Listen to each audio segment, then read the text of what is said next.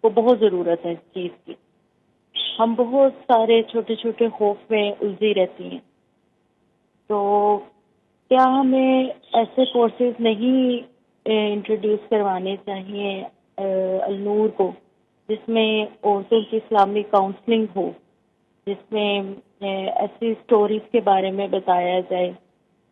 تفسیر ترجمہ تو ہم پڑھ رہے ہیں، مگر ایموشنل مینجمنٹ کے اوپر بھی آئی تھنک کام کرنے کی بہت ضرورت ہے. اور دوسرا میرا یہ سوال ہے کہ صنف نازک کو صنف آہن بنانے کے لیے جو ڈراموں میں بچوں کو ترغیب دی جا رہی ہے، تو ان کو آرمی کو ایسے پروفیشن جوائن کرنے کے بارے میں استاذہ کا کیا خیال ہے، جبکہ ہم عورتوں کی معاشی ذمہ داریوں کے بارے میں پہلے بات کر چکے ہیں.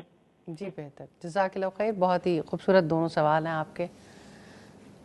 ایموشنل مینجمنٹ سکھانے کے لیے اچھا، خصوصی یہ والی طور بات بڑی امپورٹنٹ ہے. الحمدللہ یعنی انفارملی تو ہم سکھاتے ہیں، لیکن ہم کریکٹر ایجوکیشن پہ ایک باقاعدہ طور پر یعنی پروگرام ترتیب دے رہے ہیں، جس کی وجہ سے صرف النور کے اندر نہیں، صرف بڑے نہیں، بچے بھی، ان کی ایموشنل مینجمنٹ کے لیے بھی ہم ویسے تو پیرنٹنگ کا کورس بھی کرواتے ہیں، life style management, life style management بھی، اور اس کے علاوہ بھی یعنی جیسے دل بدلے تو زندگی بدلے کا کورس ہے، وہ بھی بیسیکلی انہی چیزوں کے اوپر ہے کہ کس طرح آپ نے اپنے ایموشنز کو کنٹرول کرنا ہے.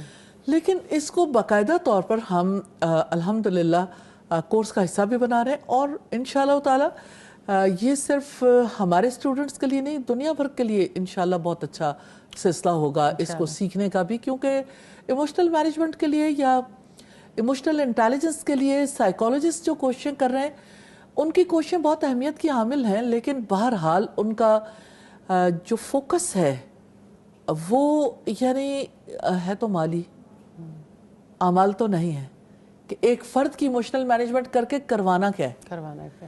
اس کی زندگی بیلنس ہوگی تو کس طریقے سے اس نے ساری زندگی کس چیز کو پکڑے رکھنا ہے.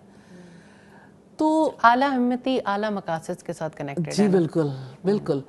تو یہ بات بڑی امپورٹنٹ ہے. دوسری بات یہ ہے کہ یہ بات ٹرو ہے کہ صنف نازک کو صنف آہن بنانے کے لیے جو موٹیویٹ کیا جاتا ہے کہ آرمی کو جوائن کریں، تو اس میں کوئی حرج کی بات نہیں ہے.